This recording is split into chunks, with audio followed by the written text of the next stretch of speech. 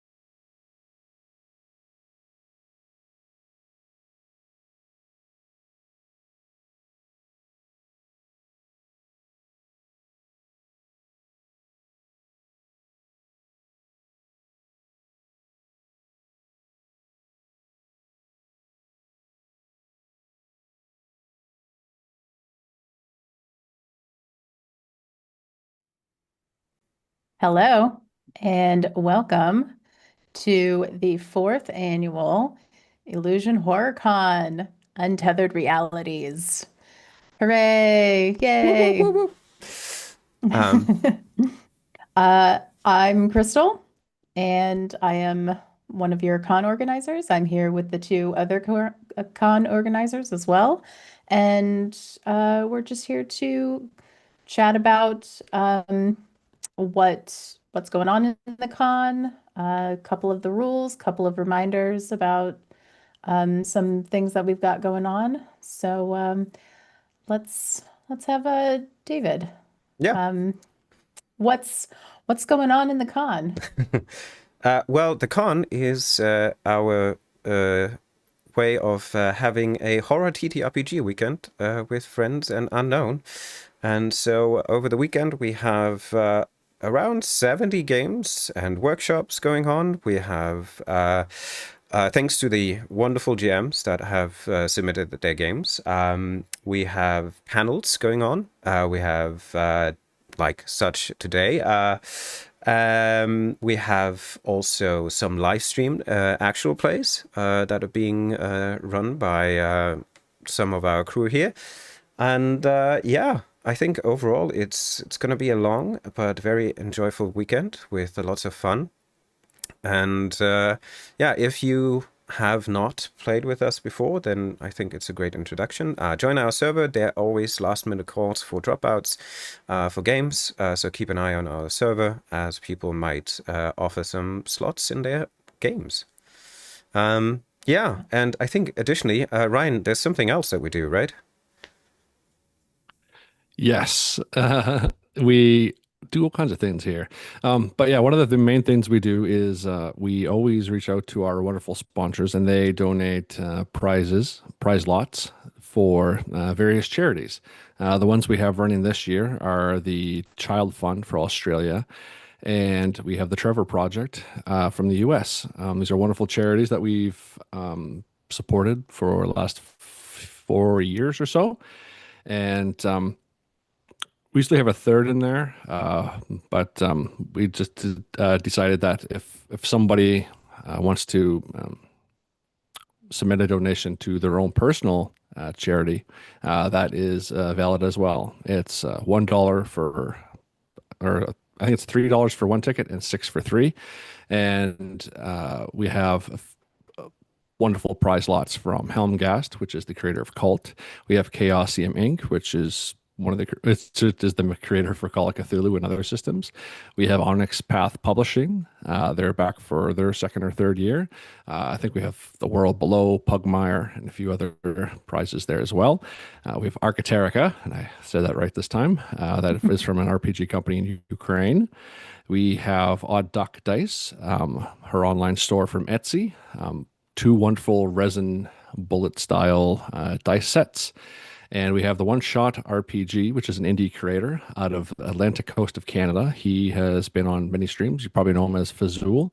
And yeah, so thank you. Oh, Free League Publishing as well. They have the Alien Evolved PDF set up for raffles. So thank you for them. They've let us raise close to, I think over the 3 years, we've had $2,000 to $3,000 worth of charitable donations, and that continues to grow 100%. We'd like to thank them all and thank to everyone who's out there. And the raffles will stay open for a few weeks after the con in case someone wants to, donate later on. So yeah, take a look at that. It's on our website. And besides that, we have one of the things that we tried it once last year. We have a streamed actual play. We did Oakwood Heights last year from Cult. This year for Cult, we're doing Till Death Do Us Part. That's a two-parter. We actually just did that in the slot. Death is only the beginning. And we have Tom Murr running a slot of Mothership and a slot of Curseborn. So look out for those on Saturday and Sunday. And that's all we have going for a lot of more actual plays this year in case people out there did not get into a game and they took the time off anyway. So why not sit back and watch people die horrifically on stream or try to survive? So yeah, that's Absolutely. for me. Thank you. Yeah, great. In addition to the actual plays that you can watch on Twitch, Kick, and YouTube, we have panels, which we're going to have our first panel coming up here after we're done yapping about the con. So stay here and check out that panel. It should be really informative. It's about being a first-time horror a first-time horror GM in TTRPGs, and yeah, should be great. And check out our website, illusionhorrorcon.events. And yeah, anything else, David, Ryan? Join our server where you probably get most of the information and probably also maybe some games if you haven't signed up for us yet. So yeah, I think that's from us. Have a fantastic weekend in 2025 for Illusion HorrorCon Untethered Realities. And I also want to thank, with our last breath here, all the moderators and all the players and GMs who have actually made this con possible. So we're just kind of the people who put stuff together, but like you actually carry everything. So thank you all for being this community and helping it grow over the years. And yeah, thank you very much. Thanks, everyone. Enjoy Thank the you. con. Have a good time.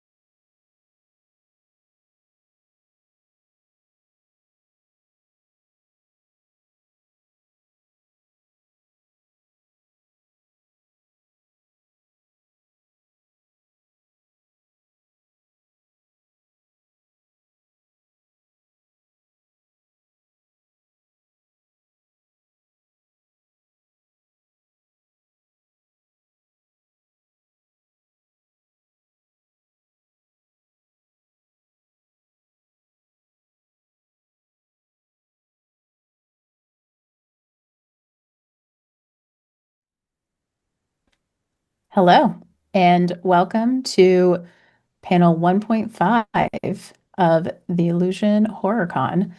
And this one is for all those first-time horror GMs for TTRPGs.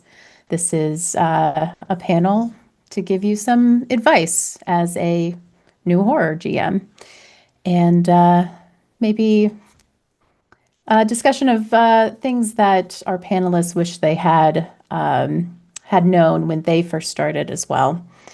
So I think I'll go around the table and introduce our lovely panelists here. Maybe we can start with my fellow moderator here, David. You want to quickly introduce yourself? Hi, I'm David, as you might have just heard earlier. One of those people that are organizing the con. I've been running games for quite a while, published a few as well, and doing all kinds of sorts of projects now in the TTRPG game. And very excited to have the pleasure to speak with these fantastic people around me here. All right. Let's go to Vince.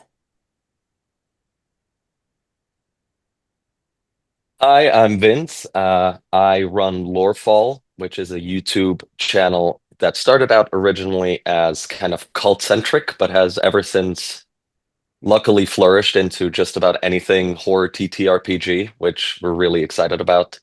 And I started my journey with horror and TTRPG trying to kind of finagle D&D into horror, which only worked so well. And then ever since have figured out that there's way better systems for that and now run games and make content for anything TTRPG horror related. Thank you so much for having me. Excellent. Thanks for being here. Let's go to the other David Whitworth. Yes, the other David. That is what I shall be known as. Hi, yes, I'm David. I'm been around for a fair few years in the horror community, part of Darker Days Radio podcast, where we talk about horror RPGs and stuff. I've written a fair bit in various systems, and yeah, I think that's about it. Occasionally appear on streams in various places. I think that's about me. Great. John. Oh, yes. I am John Hedge. I'm the backstage manager over at the Miskatonic Playhouse, where we run actual plays, mostly for Call of Cthulhu.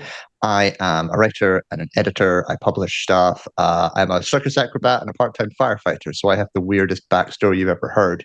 But mostly I'm interested in creating community, and I do that a lot online, creating writing groups and communities of people who like horror as one of my main things. And I'm really excited to talk to people. I have a background in education as well, so this idea of talking to people who are beginning their journey into horror is something that I feel excited to do. Awesome. And finally, Steve. I'm Stephen Koontz. I'm the author of the Fifth Conspiracy tabletop role-playing game, and most people know me as the former lead developer of the Roll20 virtual tabletop. All right. Thanks, everybody. And I think to start us off, I would like you guys to maybe tell us what was your first experience as a horror GM. How did it go? If you can remember it, I don't know how long ago it was for some, or just a general anecdote of maybe one of your first times horror GMing, and how was it? Reflections now that you're more experienced. Does anybody want to start us off? I go. You're twitching. I have managed to remember mine, so I'll do it. My first ever experience, I ran Amidst the Ancient Trees, which is the scenario you get if you buy the Keeper's Manual for Call of Cthulhu 7th edition. And I remember that I was trying to get my friends to play something other than Dungeons and Dragons, which, to be honest with you, is probably a fairly universal experience, and we definitely will try and touch on today. And it went all right, but it didn't go great. I remember a couple of things. One is I remember I killed almost all of them, so I did something right.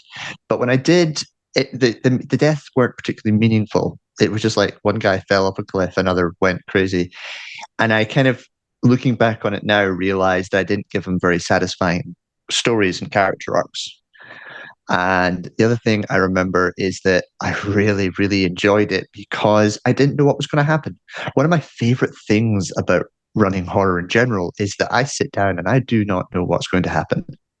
And that's really, really exciting to me. And really, I think it makes a big step difference from those who are used to running heroes' journeys where the players are going to win. I do not know what's going to happen when I sit down at the table. That's the best bit.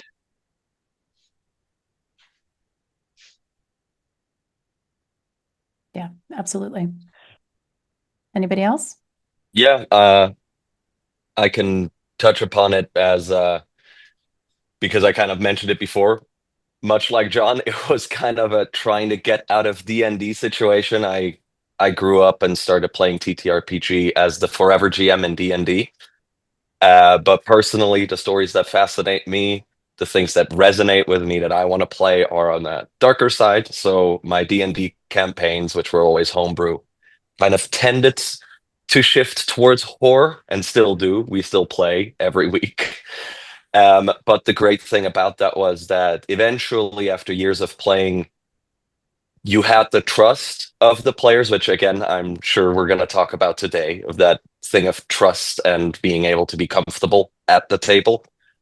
And I ended up hearing of Cult actually through, I think it was Seth Skorkowski's YouTube channel.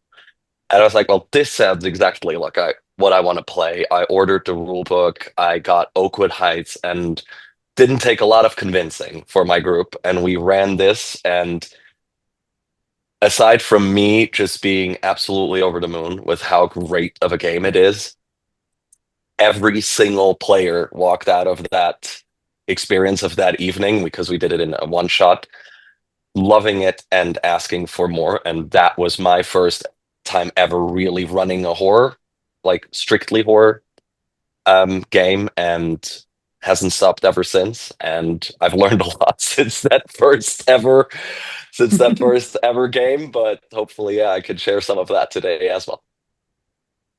Yeah. The move away from D&D is tale as old as time, it seems. David or Steve?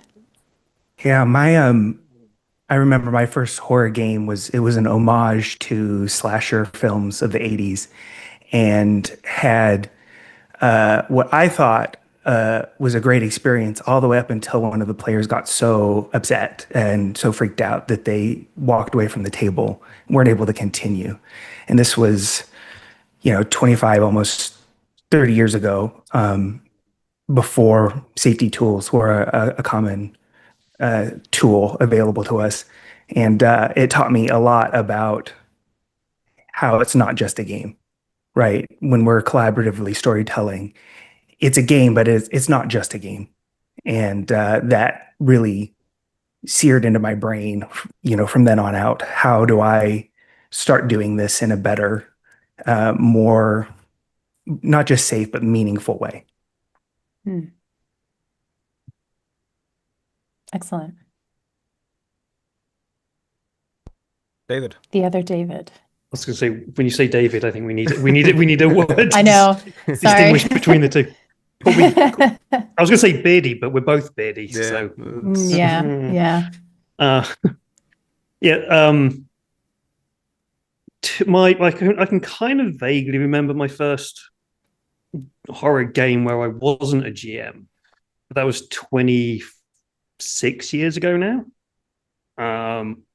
I vaguely remember it. It was Vampire First Edition. But as a GM, most of my games, even when it's something like Warhammer or D&D or Pathfinder or something like that, they always tended to be horror, just because of who I am. But the one thing that really sticks out to me is the first time GM to people who were new to horror. So not a first-time horror GM, but GMing people who are new to horror, which is also a thing which I think is interesting to experience. And it comes back to the whole D&D thing again. This was a group of people who've only ever played D&D, and I was introducing them on the release day of Vampire 5th edition.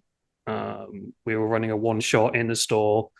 Vampire 5e had just come out, and we were doing an event. And trying to get them to understand that you can't rip somebody's head off, run through a city carrying that head, and then not get into trouble, one, with the Camarilla and the White Tower in the city, and two, the police. because it's a game based in reality. And we see with a lot of these games that are based in reality, like Call of Cthulhu and Cult, I say reality, that people tend to forget about this interaction with the real world, that there are police out there. If you're running down the street with a head, the people around you are going to panic. And so you've got trying to balance their understanding of this and your understanding of how the real world would work is quite a fun thing to get your head around when you're new to this side of things. It's a Yeah. good point. Yeah. Definitely. Yeah, so just briefly, I think I don't know if that's a new thing, but I wanted to get away from D&D, so at some point, so I started also to look into Call of Cthulhu, which was then kind of becoming into my spectrum. And I think the first game I ran in Call of Cthulhu was like one of the Mansions of Madness ones with the group. And actually, I kind of realized by now probably that my pacing was completely off. I've probably watched too many horror movies before because of inspiration, and I just added like slash on horror that wasn't necessary. And like, it's a lot of like simple things that I thought I need to add because it's a horror game now and it's not D&D anymore where we do combat and whatnot. So I need to add instead of like actually listening to players' responses and so forth. And I think once we were introduced to Cult, that changed once more to like, oh, now that's finally like something like agnostic horror settings, PBTA, that's more like the storytelling that I really enjoy. And yeah, I think that's kind of the transition, because I realized in D&D, I think it was Princess of the Apocalypse, no, Queen of the Dragon Horde or something, one of these big campaigns that we tried to start. And like I already realized like getting into more horror in that sense, and I didn't like the fighting, and we tried to do more narrative, but the players were just like, let's fight, I want to kill goblins and stuff like that. I was like, oh, okay, that's not really for me anymore. So yeah, and yeah, obviously I think then by now we have experienced, and thankfully for all the indie creators out there who create so many different versions of systems, games, settings, genres, that is just pretty much, I don't know, we barely can keep up with all the stuff that we have at home now to kind of just explore. Definitely. So I don't say stop doing that, but like give us some time to play things, I would say, for the creators out there. But yeah. So, yeah, I think a good transition from that, and something that was touched upon by most of you, was safety at the table, safety and trust, and maybe bridging the gap between people who are mostly playing games like D&D or non-horror games. So yeah, what are the things that you do even before your game starts in order to build safety and trust at your table? And maybe also, how do you prepare people who are maybe not horror TTRPG enthusiasts or new to the game? How do you prepare them for that experience?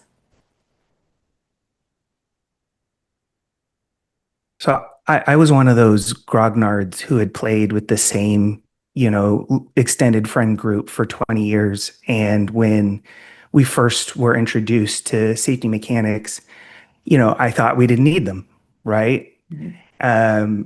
We know each other. We're pretty familiar with each other's limits.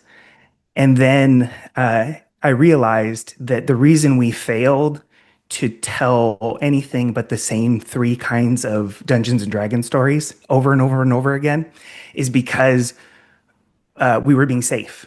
And the reason we were being safe is because we didn't have these tools. And the tools feel kind of restrictive, sort of like a seatbelt in a car. right? But you don't need your seatbelt in your car when you're going 5 miles in a parking lot. You need it when you're racing 60 miles an hour down an unknown freeway. And those are the type of exhilarating stories we want to tell. So paradoxically, these restraints, these tools allow us to go fast. And once I wrapped my mind around that, they became a permanent staple of my games. And I even went so far as to, obviously, we do a session 0, right? I think that's an important thing, just in case I'm throwing out lingo that people don't understand. A session 0 is a game that happens before the first episode of the story that basically aligns everybody's expectations on what the story is going to be about.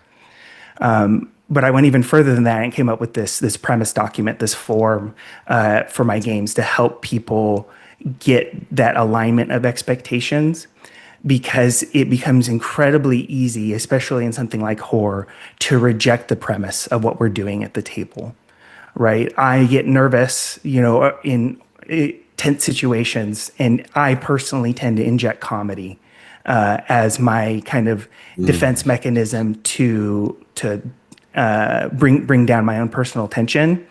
But that is antithetical to the tensions of horror, which can be good at times. Sometimes you want high levels of tension and you need a little bit of relief in order to bring the tension up again. But consistently injecting comedy is actually me rejecting the premise of us playing a horror game.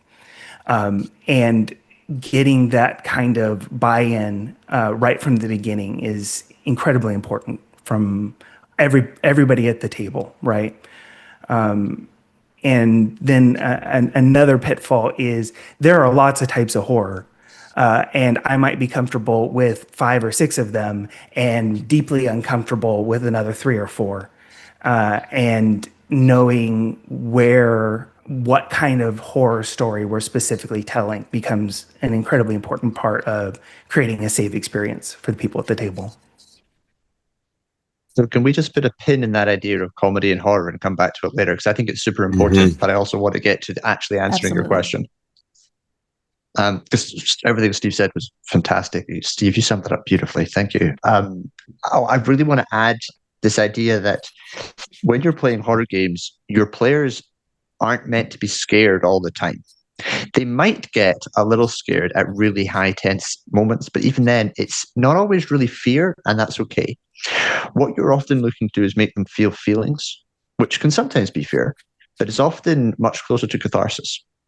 They're often experiencing feelings in a safe space.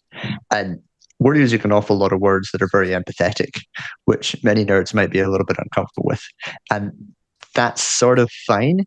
And as a new horror GM, you don't have to immediately try and get really strong feelings to come out of your players. But you should know that what you're doing is you are trying to evoke feelings, because that's why we're here. And just to add just let everyone think about this for a second. People don't often watch horror movies alone. Some people do, and that's totally fine. Most people like to watch horror movies with friends. There's some David, I don't even know you, and I know. It's okay. I understand. Most people. And that's really important for us to realize, which is the horror is a shared experience almost all the time. And it is those ideas that should be floating around your head as a new GM when you're getting to the table. Yeah. I also kind of want to come back to something that Steve said there as well, which I think is really kind of important. And there's kind of 2 points that he said. One is that session 0. It's a little bit hard in kind of like conventions where we just do one shots thrown in with a bunch of people. But if you are a new horror GM and you've got a group of people and you're going to play with them, have this session 0 and talk about the tone that you're going to do. So we mentioned that there's a lot of different types of horror out there, and this is true. And understanding the type of horror game that you're going to be playing is vitally important to how you have that session 0. So if I'm going to play something like Delta Green, that's going to involve a lot of conversation about what is going to happen in the game and are you comfortable with these things happening. especially if you pick up some of the community content modules and you have a read of them, they can go into some really dark places. But then if you're playing something like this, which is more kind of like a gothic folk horror game, and things as well from Onyx Path, where they tend to be a bit more personal horror, where they deal with personal feelings and things. And then you can just kind of run into think games like Shiver, which can go into like your 80s horror and slasher movies and stuff. So understanding that type of horror and then having a sensible session 0 where you go, this game is going to be a slasher. There's going to be lots of blood, guts, gore, and violence. What are your levels and what are you okay with? Or this is going to be a personal horror. This is going to deal with emotions and feelings that may feel very real. How far are you willing to go? So it's not only having this session 0, it's understanding that horror that you're going to be portraying to your players. Because if people turn up and go, oh, we're going to play some D&D, we're going to hack and slash some zombies, and there's going to be like dead people running around and stuff, and then you turn around and you go, well, this is cult. Expectation, manage those expectations.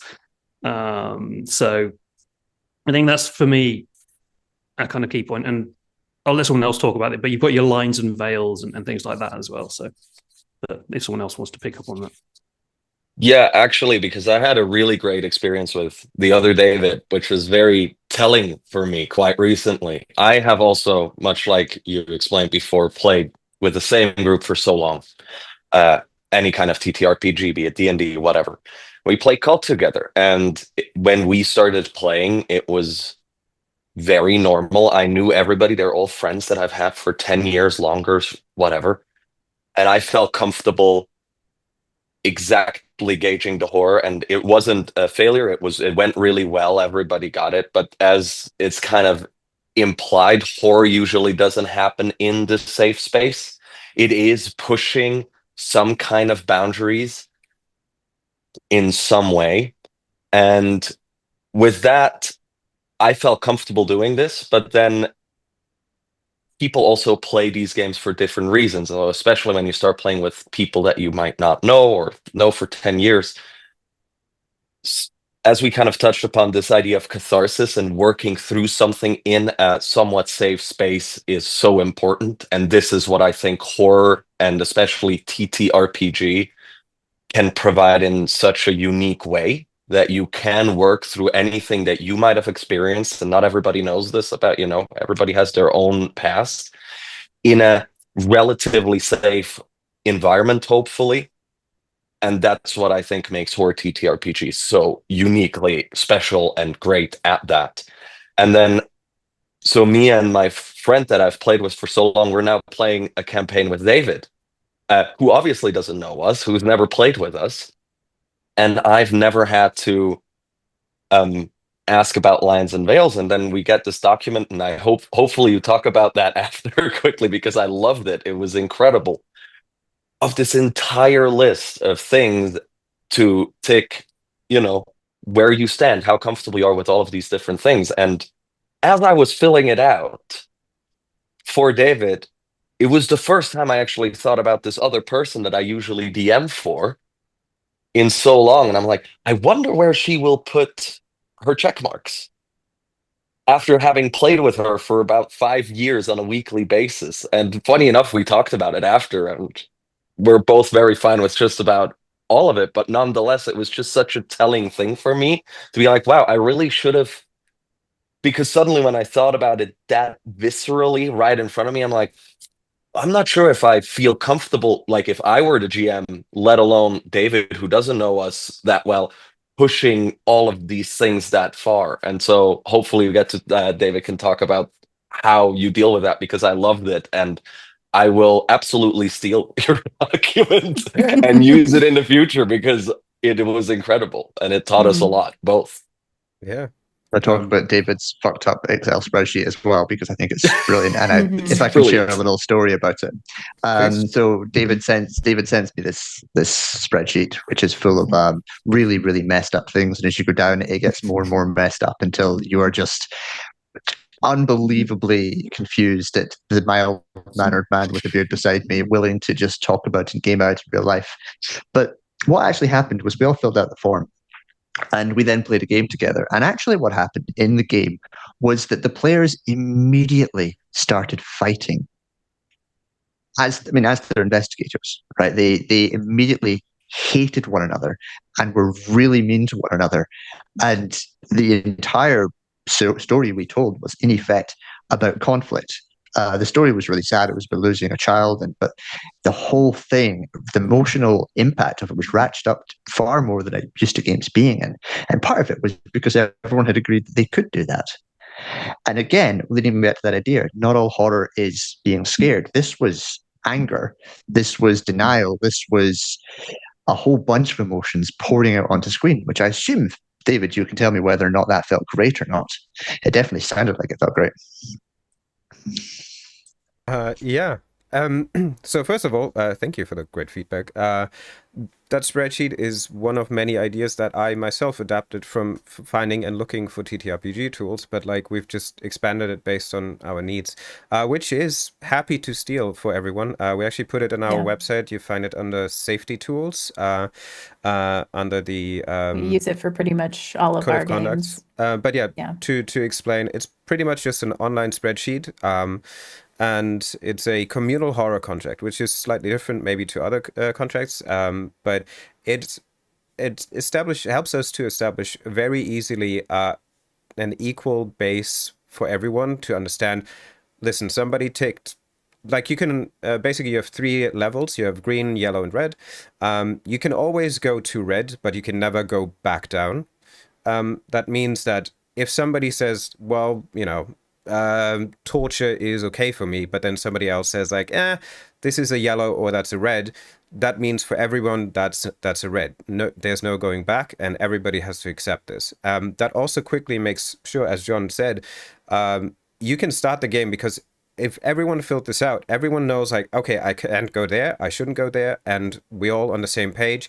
And then you can just play, and as Stephen, I think you said too, like it accelerates the story so much faster because you're all on the same page. You know what the limits are, you know things not to cross, and that's it. And you can focus on the gameplay again. And I wouldn't say that even if everything is green, that means that everybody's okay with it, because as we all said, you might not even recognize something to become uncomfortable until you kind of push it far enough.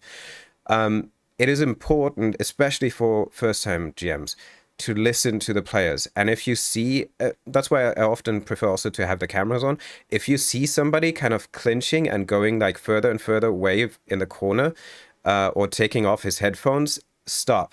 Just stop the game, say, let's take a short, let's take a short break, but Zoom is following you. Take a short break, take a breath, and just take a short 5-minute break, talk to the player, ask him if he's okay, and then, can we continue or should we defer for next time? Don't let like the group kind of steer you in continuing something when you notice that somebody feels uncomfortable, because ultimately you want every of the player to kind of have a good time, a nice evening, and not walk away with like mortified expression and then just ghost you because he's too terrified to talk to you afterwards, because he doesn't know how to approach this. Listen to on your the player. same Good. So on the same kind of front of that, so you have the Lines and Veils is something that's come out in the last 5-6 years and is now very much one of the first tools that came out that we all kind of heard about was the X card. It's a little bit harder online to do, but there are also better ways to do it online as well through messaging. And this is just like, you have the concept of go, yes, you've done your Lines and Veils, but this is your first time GMing, or it's your first time playing a game. Someone makes a mistake, someone messes up, or they don't understand maybe what they mean by the Lines and Veils, and things go too far and they're uncomfortable. You have the ability to just X that. Whether if it's a online game, you just X it, or you send a secret message to the GM going X. You then just stop that part of the scene, you move on, no questions asked, and then at the end of the game, you have a chat about it and go, are you okay? What was wrong? How can we fix it for next time? Do you want to continue next time? You don't tend, if something goes wrong, I tend not to stop the flow of the game. I tend to stop that part of the game, shift onto something else completely different, make sure everybody's comfortable in a nice, happy way, and then have it at the end of the game. If obviously it kind of does break down into something unpleasant, stop the game and deal with it. But if it doesn't need to stop the game, just shift the focus of the game, move away, but do have a talk about it. One things that we'll probably talk about at some point is a concept called bleed, which is the game, either the real life bleeding too much into the game, or the game then bleeding too much into real life. And you depending on the game, you can come out of them going, "Oh my God," and then just be wired or mentally ruined for a couple of hours after game. So, but maybe we can talk about that at some point there. There is a nice question from the audience actually regarding especially the session zero and the horror context about how to handle players or people who come into the horror session and kind of seem to have no interest or ignoring safety tools and just say, like, I've got no lines and veils, bring on the horror. How do you handle those players? I was going to actually, I think one of the things I was realizing, we're having a really good discussion about what these lines and veils should be. But if you are kind of in Vince's position where you're sitting down with your mates that you've been playing games, you've been playing D&D with for 10 years, they might not really be up for having a discussion about whether or not they're okay with cannibalism straight away. They're like, okay, bring me the horror. And actually a good way to deal with this is, one, don't make it sound so serious. And the way to do that is to flip it. What are you interested in exploring? So guys, this one has cannibalism. Are we kind of okay with that? Is that cool? Like, just pushing the content warnings that you can also just flip around and say, are we all chill with this? Is this a thing you want to discuss? Rather than the check mark off. And the first time you run horror as a GM, also don't go for the really messed up shit. Sounds simple, but it's also like, just if you want to get involved in this, take it easy. As your first time, make sure you have a session zero chat. But even then, it might just be, a few DMs back and forward between people to make sure they're all on the same page. Once you're getting into more stuff and you've moved further on in your journey, you're past your first few sessions, then you can really begin applying a lot of this stuff. But your first step is just be aware it exists and be aware that you need to have those discussions before you sit down at the table. I think the question was kind of, it's a concept that was very much around in the late 90s, early 2000s, and kind of in the first edition of of Cult, of the Edgelord. Mm-hmm. That person who will always push. How would you deal with that? I have dealt with many of them in my past, growing up as a 90s kid, but I'll pass it on to other people. I just recently had a discussion with somebody, not a player, that kind of came into this discussion that was about lines and veils specifically. And they're like, safety tools are for, like, don't play the game if you can't handle horror. That kind of aura that was about it, that kind of mindset. And kind of to touch back upon my way of trying to explain it to them was bringing up an idea of what we kind of touched upon before, and I think it kind of resonated with them, is like, not everybody has the same past. It's like, if you, and at that point I brought up the idea, not to go incredibly dark with that person, I just said, imagine you have PTSD, right? Nobody knows, and this game or a game doesn't really matter, the same way that people with PTSD ended up using video games to kind of work through trauma in a quote unquote safe space. This game or these games can provide a similar framework for somebody going through that kind of trauma or any other thing.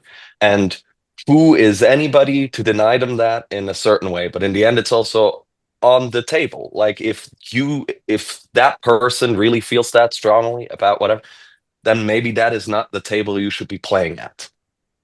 I always think it's fine for GMs as well as for players to say, that's not what I want. This is not what I feel comfortable with, on both sides, be it too much horror or I don't want to. That's, nobody's forcing anybody to sit on any table and play any game.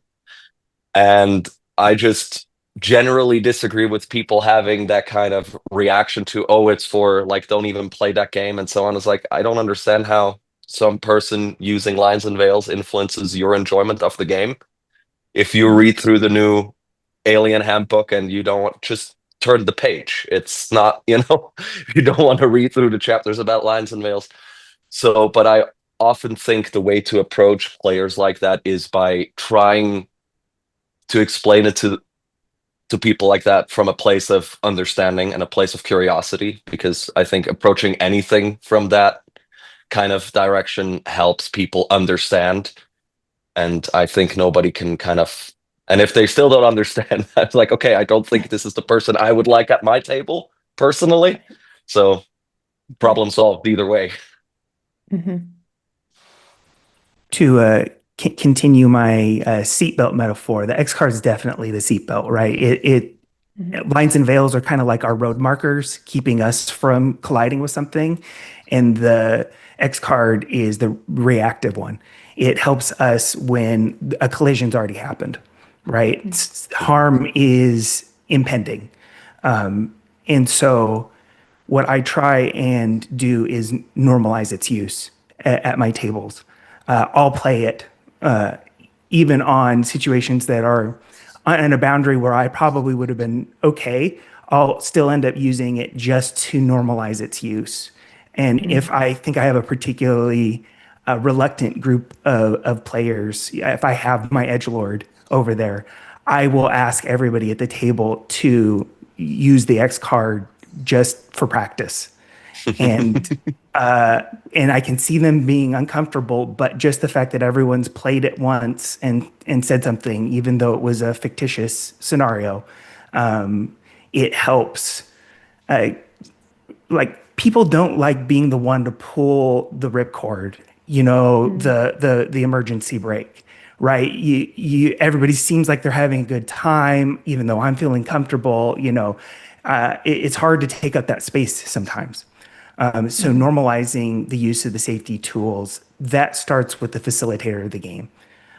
So that's one of the biggest pieces I could give of advice I could give to first-time horror game masters is normalize your safety tools. Don't just use them once in session 0 and then they never come up again. Make them visible. Have X cards on your table, on your virtual tabletop, behind you in the Zoom call if you need to. Whatever it is, make them visible so that they're at least in the background of people's minds.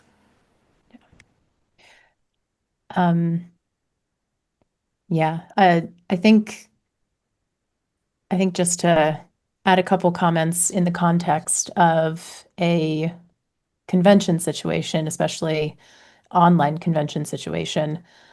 Yeah, the safety tools are there. I think this was Steve's point, one of Steve's points, or no, John, you mentioned it. This is so that people can really get into their role play.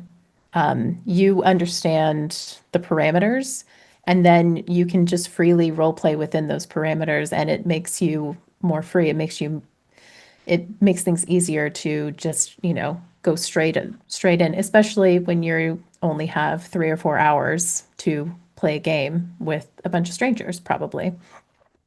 The safety tools are, my personal favorite is like the pre-game discussion. Just having 5 minutes in the beginning, just be like, hey, this is the safety tools, just a reminder of the lines.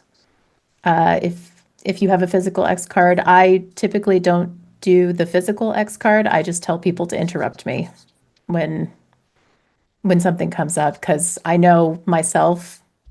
And I have a hard time looking at the chats, and I have a hard time, like, I'm distracted by GMing. So I'm just like, just interrupt me, just say, hey, stop. I don't really like that. And then we can pedal it back.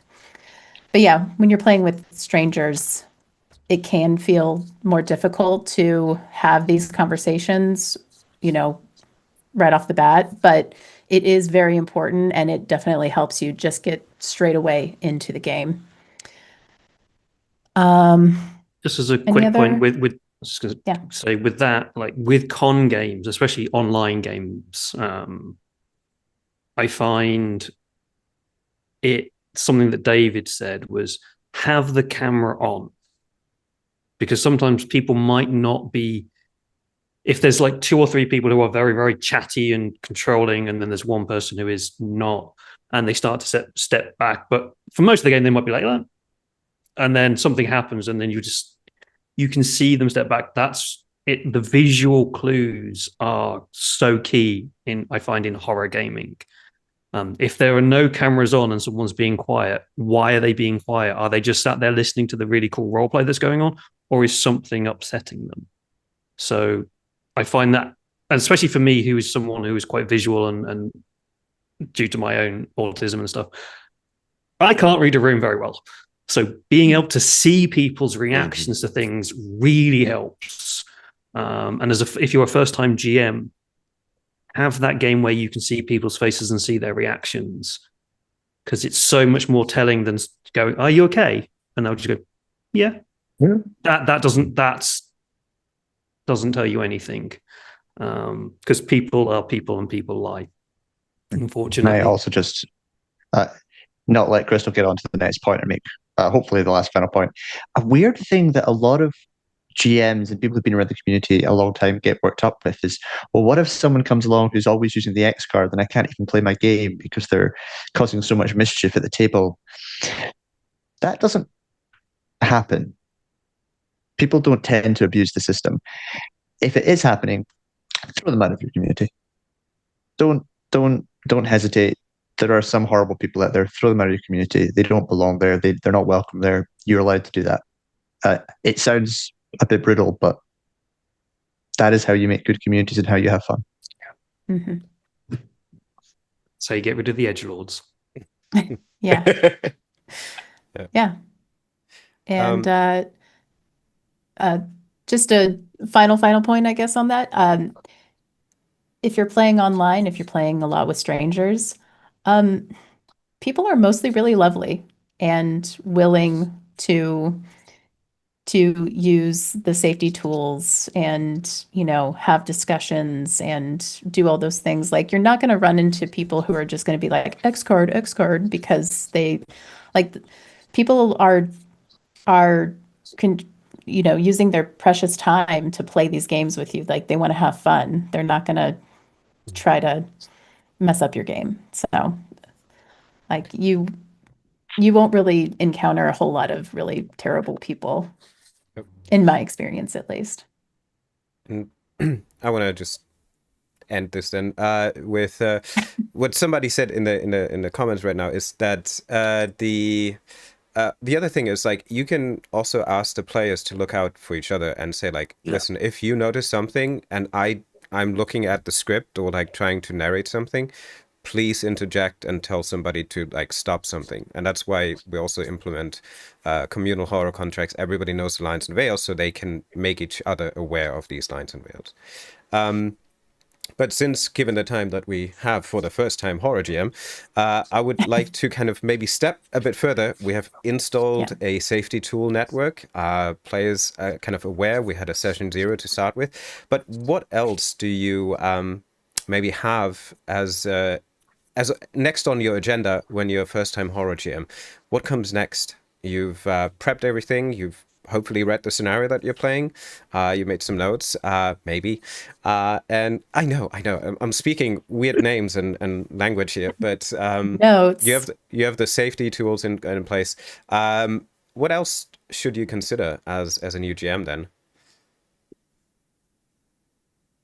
I would recommend probably actually find an actual play. I hate I love being part of actual plays, but I find it really difficult to listen and watch them for various reasons. But if you are new to horror GMing, you want to know and how to get the tone of a game correct, the best thing to do is actually see how the game is actually meant to be, is being not meant to be played. No game is meant to be played a certain way, but go and watch or listen to some podcasts of other people playing it. Ask people who are horror GMs for What is the tone? What is the pacing that I should be aiming for? Because a lot of people, if they are D&D GMs, they're like, okay, the game will be introduce the characters, they'll go somewhere, something bad will happen, there'll be a fight. That's 99% of D&D Pathfinder-esque kind of games, whereas horror games are not like that. And you have to have this slow build-up of tension to some extent. So kind of, I'd recommend going and watching some actual plays, listening to podcasts, learn how to, or listen to other people set that pacing. The framework that really helped me kind of wrap my mind around that, and why, and I knew we were going to come back to the subject, why Dungeons and Dragons tends to be a poor tool for telling horror stories, is I think of it in terms of characters' agency, right? When you have characters that have high agency, it tends towards action, and action isn't horror. As they lose agency, we move towards thriller, and as they lose the majority of their agency, we transition into horror. In a horror story, the forces that you are dealing with are outside of your agency to control, to combat. And so what D&D does is comes with an implicit belief that the characters have agency, and that tends towards action. So how do we, as new horror game masters, how do we create scenarios? What tools do we use then to create situations that are going to build that tension without it slipping almost instantly into action? I really like starting this by telling the players, this is your investigator character PC. They're probably going to die. This game is finding out how that happens. And like, start with that, because again, we're talking like a lot of people are coming from heroic fantasy roleplay, and they are assuming that they are going to win. And I guess you kind of can, in some lighter horror, win. In Bastion, you tend to find some kind of positive solution. In Call of Cthulhu, it's normally a 50-50 toss-up. You're not going to win in Call. No one wins. Cthulhu Dark, no one wins ever. And just helping them understand this character sheet in front of you is someone who is going to die. You're telling the story of how they get there. It's a much better framing than you are trying to survive against the horrors, which is often what's printed on the back of the books and is actually a false representation and is telling a very pulpy story that probably we're not interested in. Stephen talking about the agency there is really important. You don't have an agency, you're going to die. Let's start there. I think with that as well, it's setting the tone that if you go into that fight like you would a D&D fight, all guns are blazing, they also have guns, or they have swords as well, and they're the same human as, well, they're probably a depending on the game you're playing, probably a monster who is probably going to be massively stronger and better at these things. That make me feel like, oh my god, my life is crap, or oh my god, the world is fucked up. What the hell is wrong with everything? Trying to, I think, as John was saying, is trying to shift that expectation of what the game actually is. It is not heroic fantasy running and saving the world. It's Tom who I'm sure we all know, was telling me about Curseborn, where it's everything is up in the world, but it's trying to make it that little bit better, even if it's through your own sacrifice. You're not going to save everybody. You're not going to succeed at everything, but you might make it a minuscule percentile better for somebody else by doing the story. But yeah, you're probably going to die at the end. And kind of jumping off of what both John and David said, was that you're talking about you're not going to win, but it's more about redefining what winning means. in this particular story. It's like winning is telling the cool story of this character's tragic end. We're telling a tragedy now, right? We're not doing a heroic story. We're doing a tragedy.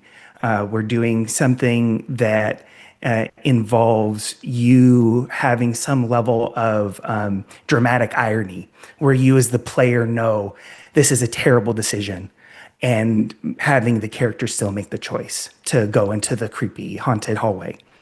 And that tension is really powerful and tells really good stories, but you have to be open to that lack of agency.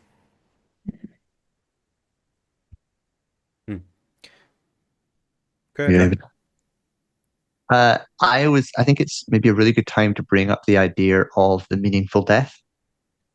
So one of my early mistakes as a horror GM was being quite casual with killing off players, not players, PCs. Big difference. Don't kill your players. Make that distinction. It's an important distinction, and I know what some of you are like. And the thing is, so like, I had a character suffer a bout of madness, and then I made him run off a cliff, and he died about 3/4 of the way through the scenario. And it wasn't meaningful. It didn't reflect anything about what that character was struggling with. It didn't feel satisfying. And so it was kind of a rubbish experience for the player. The most well-known example I can think of is The Haunting, the famous scenario for Call of Cthulhu, where there's a bed that moves for some reason that no one's ever fully explained to me, despite the fact that I know everything about Call of Cthulhu, and knocks you out of a window and you might die. Why?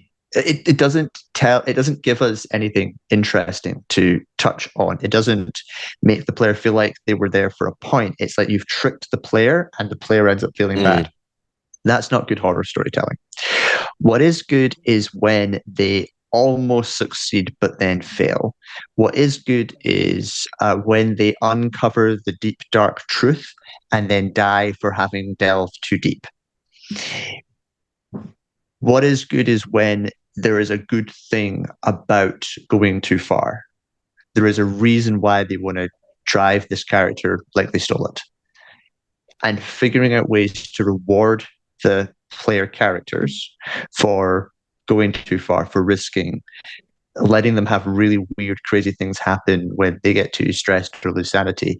Figuring out ways to make those failures fun are all things that really help you become a better horror GM.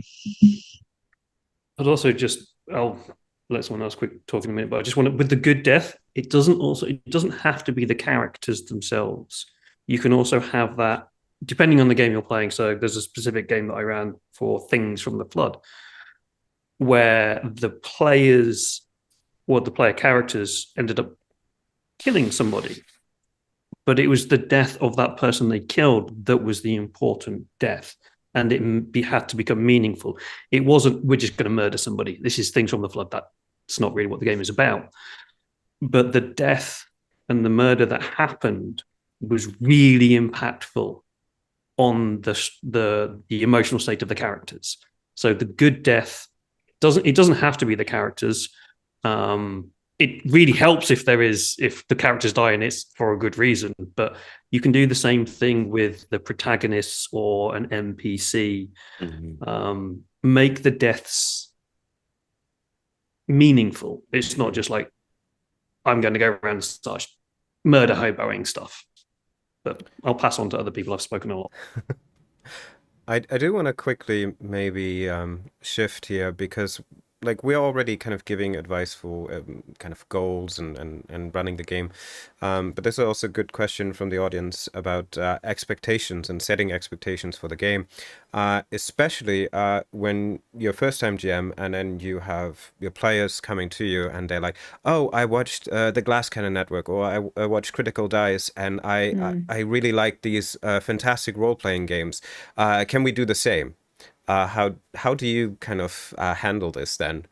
Because obviously, if you're first-time horror GM, you might not become on a level that we might even have discussed now, like the idea of creating a meaningful death and so forth, which is sometimes very hard, especially when you start new in horror, to kind of think about this and like, oh no, I'm not going to kill you off now, I'm just dialing you back and I'm going to use that later on in different depending on your comfort level with improv as well, because a lot of that can come down to thinking of stuff on the fly. Yeah. But what is your kind of comment on this question? So the expectations of players who have seen like master produced basically actual plays and then come to your table, what do you say? What do you do? I think that is as true in horror as it is in just any TTRPG. I think there was obviously a big thing that I experienced when it was in D&D, and I think everybody that ever played D&D felt the second Critical Role rolled around, and everybody was very upset that not everyone is Matt Mercer or Brenton Lee Mulligan or all of these incredible DMs. But I think when it comes to that advice for any new DM in anything, but also horror, is if you figure out what you are comfortable with, where your sweet spot lies and how you run a game, and that doesn't have to be any one thing, it can be whatever, that is going to be way more captivating to any player and anybody at your table than you trying to imitate any other kind of game that they might have watched. And it is a thing, obviously, that players will come up and is like, oh, well, why is that not like this and that? And especially when it comes to produce things, and I'm sure we're going to touch upon this because I'll also have a lot to say there, is horror TTRPGs, more than anything, live and die by atmosphere at the table. It is more than any heroic quest or anything, lives and will die right at how the table is set up or how everybody at the table reacts, be that online, be that in person. And the atmosphere is not just the responsibility of the GM, not at all. It's a shared responsibility with everybody at that table. And setting that expectation and making everybody realize that will go a long way in having something feel impactful, having it feel, I don't want to say produced, but getting that feeling of some of these incredible horror games that people might watch. That's what will make the big difference. It's not so much the style of GMing always, but also how much people are invested and how much everybody helps keep the atmosphere alive and not chime in, as we've already kind of talked about, with the quirky little funny joke at the height of the tension, which nothing will bring down a game of horror more than that. So yeah, I'm sure we're going to touch upon that too. The one piece of really practical advice I can give, I think everyone here is going to tell you the same thing, which is actual players are not like playing at a table with your friends, and that's normal and totally fine. Convention games are different as well. As an introductory horror GM, the one bit of advice I'm going to give you from this idea is help your players talk to one another. And the way to do that is to start by building relationships between the player characters. So as a bad table is one where there are 4 people interacting with the GM one at a time, taking their turns. A good table is one where everybody is talking and the GM sometimes gets to shut up while everyone's having a discussion in character. And that is really what you want to be generating, because once they have begun talking with each other, they'll do a lot of the atmosphere building themselves. They'll build the tension. They'll come up with weird, crazy theories, and they'll say things to each other which will give you ideas that you can then play on later. And you can sit back and you can take the time and you can breathe during the game to come up with your ideas. Encourage the players to talk to one another, help them build relationships at the start of the game. The way to do that, ask people questions about how they feel about each other at the very start. That's really how you begin building towards those feelings and that atmosphere you're looking for. You've also hit on, I think, what is quite a key point here is the communication. So whether you're a first-time GM in horror or probably just coming in as a first-time GM in whatever game it is, you're not going to be amazing. unless for somehow some luck of the draw you're a storyteller extraordinaire, things are going to go wrong. Be open about that with your players. Go, look, this is the first time I'm doing this. Be aware of that. I'm not Matt Mercer. I'm not paid hundreds of thousands of pennies to be on YouTube to do this.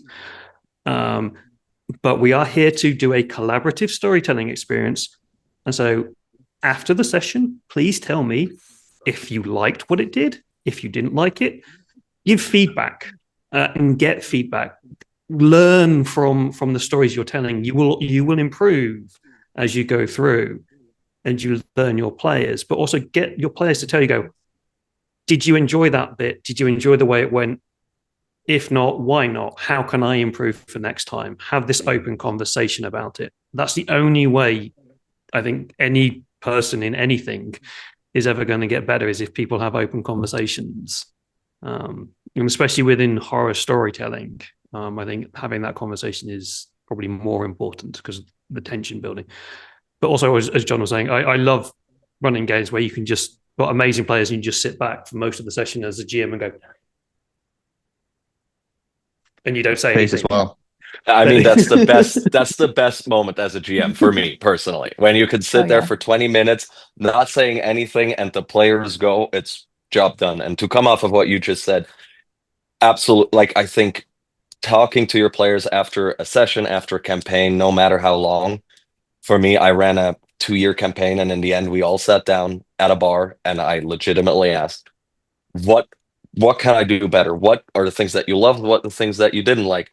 And that's probably the moment I learned the most about GMing, or about my style of GMing, and be that in an email or anonymously, however people are comfortable with it. Such a great thing to do.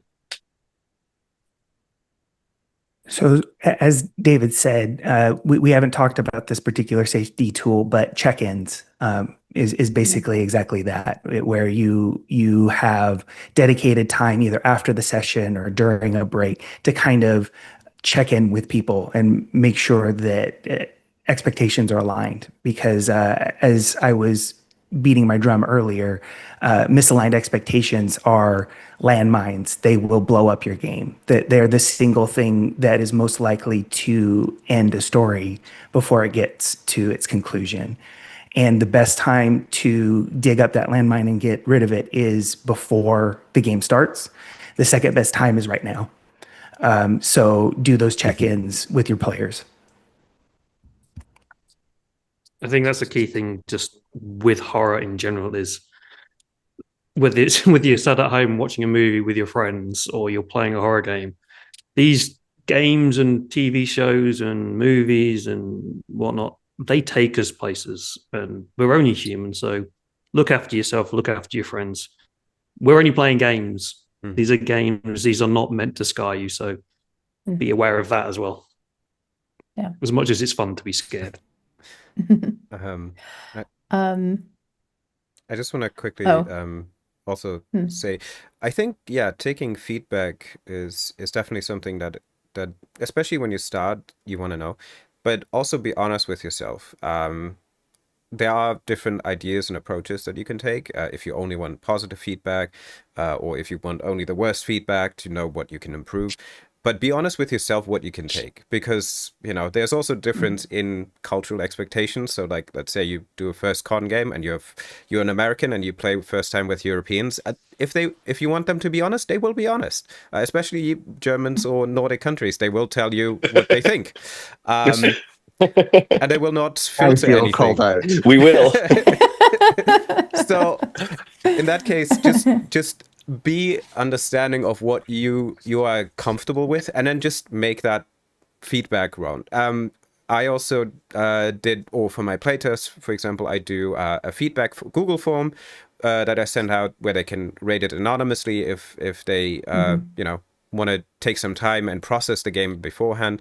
And then I can also choose, like, do I want to look at all the things, or do I just hide the bad stuff and just kind of read through the good sections that they send or whatever.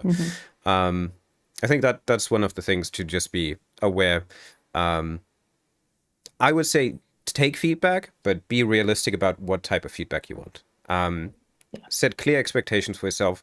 Do you want feedback on your narration style, or do you want a feedback on, did I do everything right? I mean, you should ask that Be no matter what. specific about the feedback Exactly. that you would like to have. And take some time. And you can, if you have a good friend, to kind of talk with them about the game as well, to just like, what kind of feedback do you think I should get?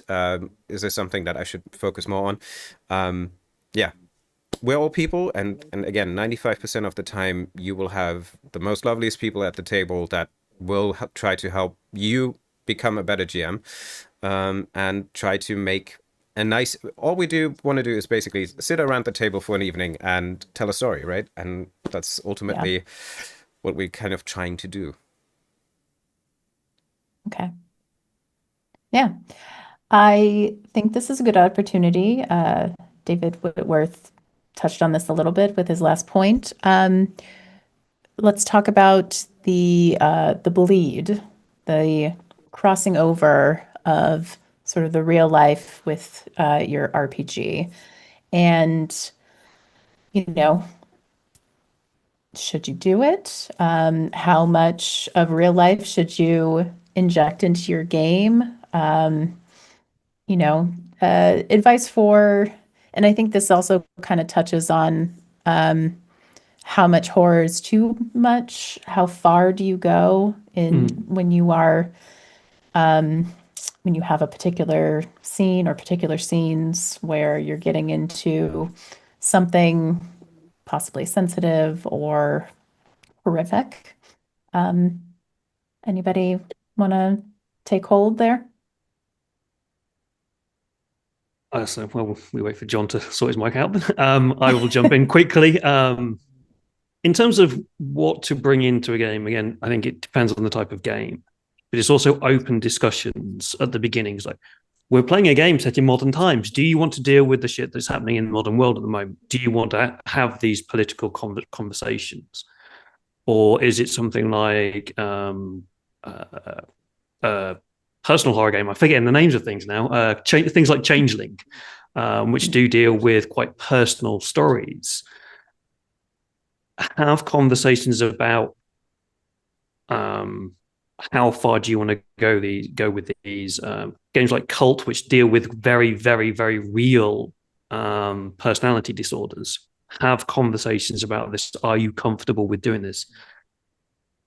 As much as we do tend to use games to be cathartic, also be aware that unless you are a trained therapist, this is not a therapy session. And I do, if it's a personal horror game where we are going to deal with maybe mental disorders, mental health problems, or like dark backgrounds, and this does hit on somebody's own personal lines, veils, or things, it is not, we are not here to be your therapist. And if you want to have those kind of conversations, please do seek personal, actual help.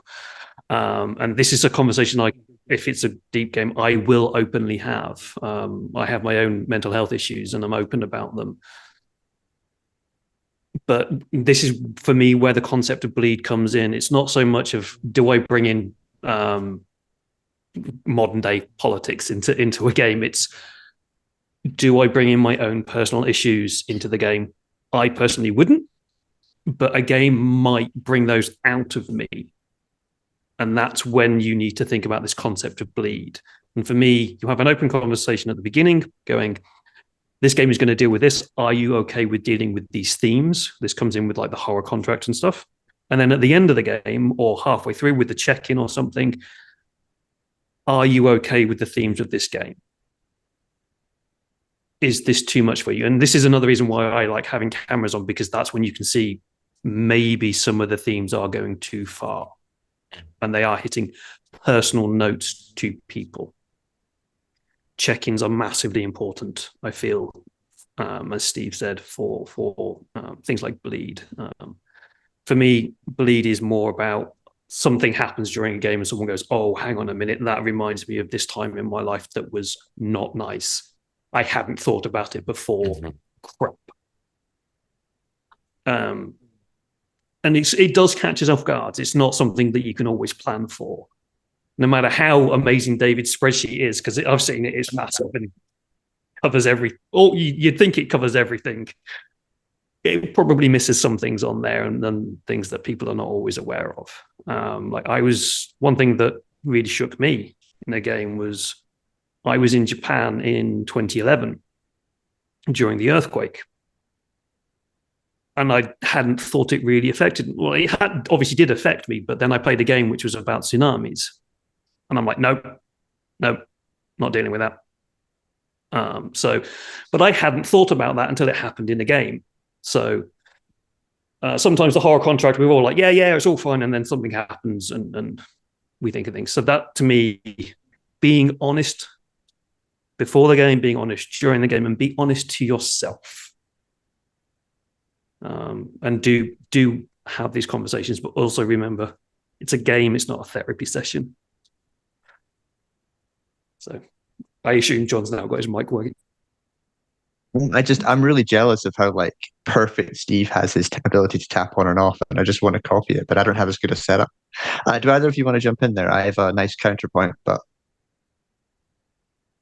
okay. So I'm going to provide a counterpoint from David as someone who probably doesn't play quite as intense horror as him, which is that bleed can often be really good because you want people to play with their emotions, and their real emotions are useful. And I think I probably swim in shallower waters, which is why I kind of maybe have a different view of this, which is that all of the really beautiful stories I have about playing horror TTRPGs tend to be moments where something that's happened in the game has reflected something that's been happening in someone's life, and those two things have come together and they've dealt with it in a way they weren't really expecting to.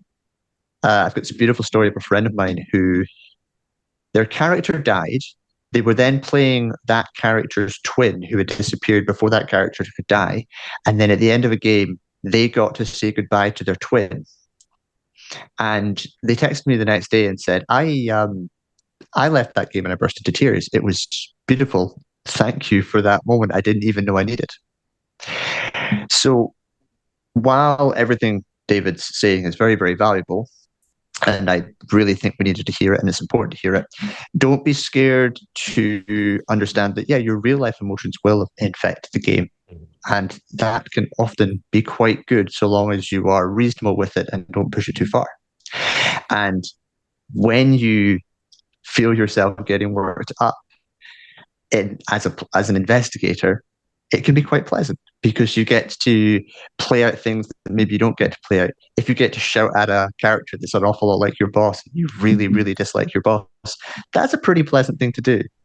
And so, yeah, I would kind of like, bleed can also be good. It's a complicated one. So I would just thought I'd provide the defense. No, I'm not saying, so I was kind of taking the extreme end of it there. Oh, yeah. No. So I fully do think that you should, because horror tend to be more based in real life, and so you are going to find these parallels. I love games where you can bring in real life experiences and you can have those emotional connections. It was more that sometimes we do go too far, and sometimes we don't realize when something goes too far. But if it's a point where it's like I get to scream at somebody who I don't usually get to scream at, or I get to work through something I didn't know I needed to work through in that kind of level, then that's fine. It's just to me, having run some really kind of deep personal horror games, I am not a trained therapist. I am a scientist, but very, very different field. I'm not trained to deal with problems, and most people at the table aren't trained to deal with mental health problems. So as much as it is cathartic to run around, scream, punch, and kick at random monsters, whether that be your boss or something, Die is a great game for this, because your boss can suddenly become a dragon, but yet you get to kill that dragon and stuff. It's great. We're not here to have a 10-month session of therapy for somebody. There are trained professionals out there. That's just also knowing Tom quite well. Questions like that. but yeah, no, definitely go around and do bring in real emotions and real life to it, but just be aware of the lines. Yeah, I think it happens regardless. Anytime you play, as I kind of, it's not even between. I completely agree with David that it ends up happening, and you never know what triggers it. It can be something completely arbitrary that the GM or you as a GM never thought would trigger any kind of memory or emotion or reaction from a player. It can be very simple things that are not covered by the Excel sheet. And that's why I think check-ins are really important. And the other thing for me personally, and also games, is when it's over, when the game is over, I like to call it a little cool down or something. But when it wraps up, don't just, if you're online, don't just log off and run into the kitchen or have your players do that. Or it's easier to do if you're playing at a table. Not everybody just runs out of the front door. It's a bring it back to quote unquote reality. Like take this horror, this game that you've had, this atmosphere that you've created, and slowly shut it down and not just pull the plug. And that also helps people to find their footing again, especially if it's a very personal horror game, especially if it touches on really sore subjects, which I also like to run games more in that vein. It just helps everybody to kind of find their footing again, kind of see legs. And that also helps with, if it did touch upon things like that, that is the moment to kind of find levity, to find reality again, and it can help dampen those things and not make them into such big blunders or boulders or whatever you want to call them going out the door after. So that is my 2 cents to kind of check in, especially at the end of the game, kind of shut it down slowly. Yeah, to split the difference between John and David, I'd agree that I think bleed's a good thing. I think that when I'm watching a movie or reading a book, if I'm not having some of the same emotional experience that the character is, I'm not really engaging with it. However, I'll also agree that in horror stories specifically, whether it's TTRPGs or movies or novels, the characters tend to be maybe not as developed as in other types of stories. They're more of a vehicle for experiencing the horror than again, and there's different types of horror, right? So this isn't universally across all the types of horror, but it tends to be the characters are more of a vehicle for you to experience the main character, which is the horror of the experience.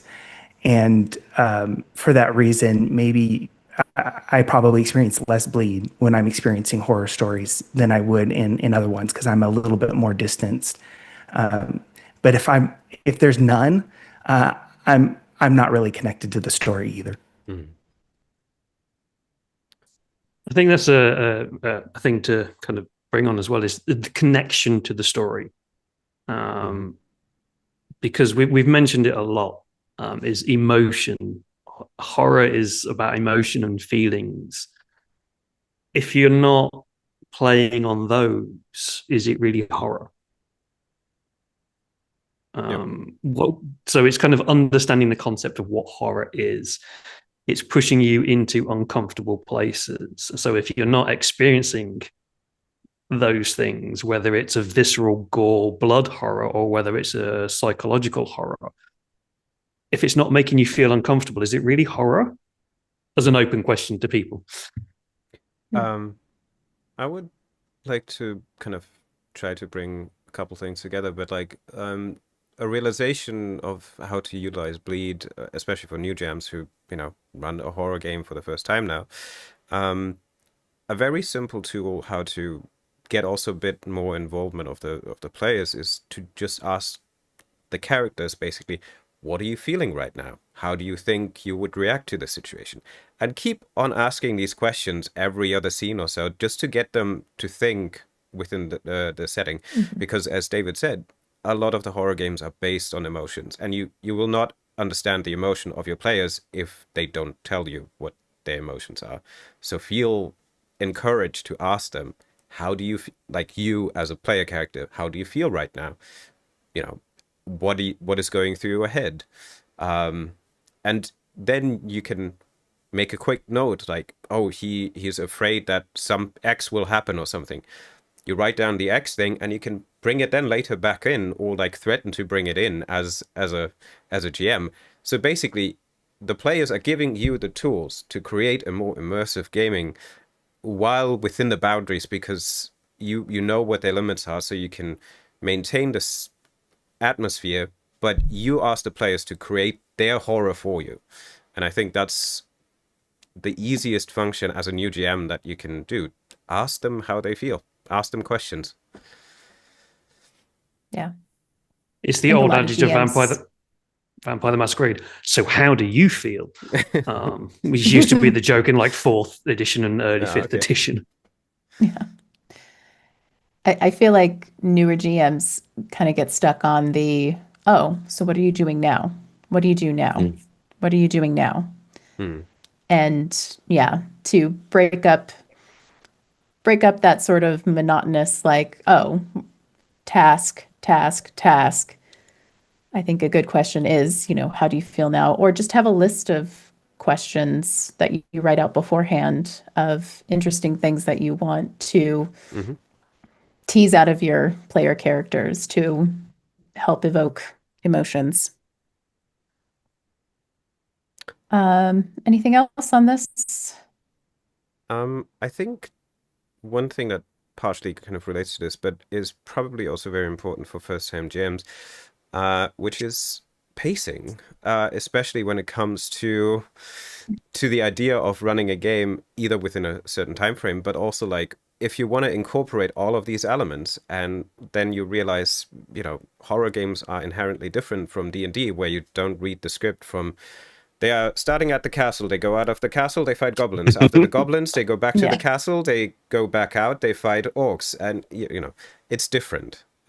So, do you have some practical tips, maybe, for new GMs regarding pacing? What can one do?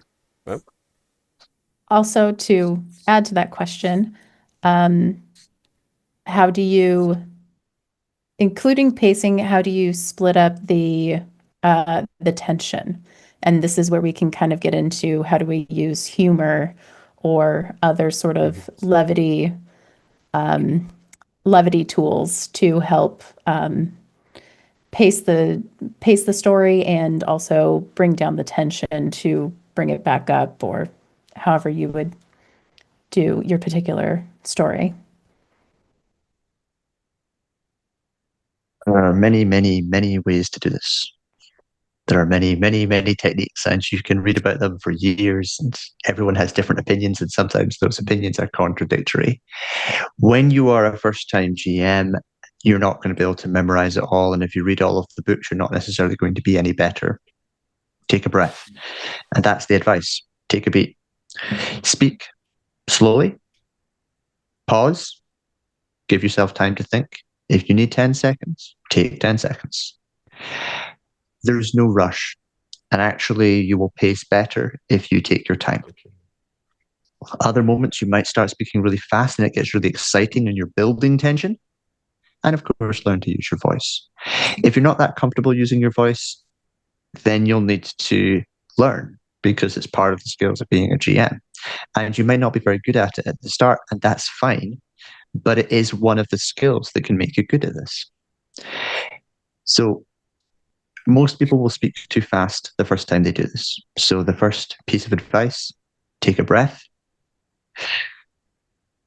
and take your time. I think that's a very good key point with almost any horror game that you've got. It's not bam, bam, bam. You're going into the room. What are you going to do when you get into the room? How are you going to fight this goblin? What are you going to do? It's like you walk up to the door. It's a wooden door with the metal lock on it. You insert the key and you hear it click. The door creaks as dust comes out. it's thinking about that. It's almost, you almost kind of have to have that Nordic horror feeling behind setting the emotion of a scene, of this long drawn out, don't go full Nordic horror and take 6 years to open a door, but it's slowly down, and then as things happen, and as the door opens, bang, something crashes off the shelf, and you have these moments where the pace increases to create that tension and break that cycle of almost ominous creep. Think about as a kid, maybe you've probably walked around the woods at night or around abandoned buildings. You don't tend to run around them unless you want to get hurt. You move slowly because you know it's dangerous. And so you do the same thing within a horror RPG. Move slowly because it's dangerous. Don't move quickly. But then as the tension builds up and you get to the scenes where something is going to happen, you can then start to increase the pace of the flow. Depending on whether it's a combat heavy game or whether it's a story heavy game, really will change the pace setting, because depending on initiative and kind of how the combat things are plays, I find one of the things I really hate about D&D, and it's something we said earlier, was you say this, you do this, and then it takes 10 minutes for one person to do something, and then you'd go on to the next one, and it can kind of ruin the flow, which is why when you see a lot of horror RPGs, the combat is way more story orientated, and it is way more role play orientated because it allows the flow of the story. But that's my 2 cents. I also, oh, sorry. No, go ahead. I also completely agree with taking a breath, slow burn, this kind of slow build up, letting the atmosphere sink in, describing what characters see, hear, like the senses really helps. And then what I personally struggled with when I started is when you get to that point when escalation comes around, that's where I struggled to find the right pacing up to there. It was always like, I think I was always doing pretty fine at the slow burn, setting it up, and then the shit's going down situation too. And it was that kind of middle ground of finding the right steps to lead up to it. I don't want to say it has to be sped up at all, but the thing that I always liked thinking of, or I tried to think of it in 3 stages, like being quite practical about it, of having first stage being dread, where it's the environmental storytelling, where the players slowly feel like, oh, something is off, like quite simplified right now. And then have the second stage be the terror, where they very much know something is wrong, something doesn't work, something is coming, but they still have the inability, or they're still unable to take a decisive action towards this point. And then thirdly was that the horror, the face-to-face, that here it is. And that kind of 3-step plan always helped me personally get that end of the pacing right, because that's what I just struggled with. So that would be my 2 cents too, because I think the slow burn, just as David kind of demonstrated, of the slow description, that's where horror lives. That's where the dread lives. That's where the uncertainty and that kind of silence builds. But yeah. I completely agree. I even set a timer on my watch to go off every hour to help me keep that pacing specifically, because I tend to get into the act of storytelling, and I'll lose the plot in enjoying a scene that we're in when I need to keep that tension building. And kind of the framework that's helped me really get into that structure of horror is that fear is in the not knowing, right? And so how knowing that our protagonists have very little agency, they can't experience the horror that you're talking about until we're close to the climax of the story. So how do we start showing pieces of the horror that are just faint outlines, tiny puzzle pieces that don't make sense when seen by themselves. That as they continue to move through the experience, they get more puzzle pieces, and it still doesn't make sense, but they see a shape of something starting to take form. And just like you were saying, I start off with things in the environment, where the place itself, there's evidence of something having been there, or it has made an imprint on something that the characters experience, and build onto that until something that has agency over the characters. It's not just them passively experiencing something starts to happen to them. There's some effect. It's not the horror itself, but it is a byproduct or an effect of the horror. And then come the climax of the story, you get the actual horror itself, and life and death situations start and end.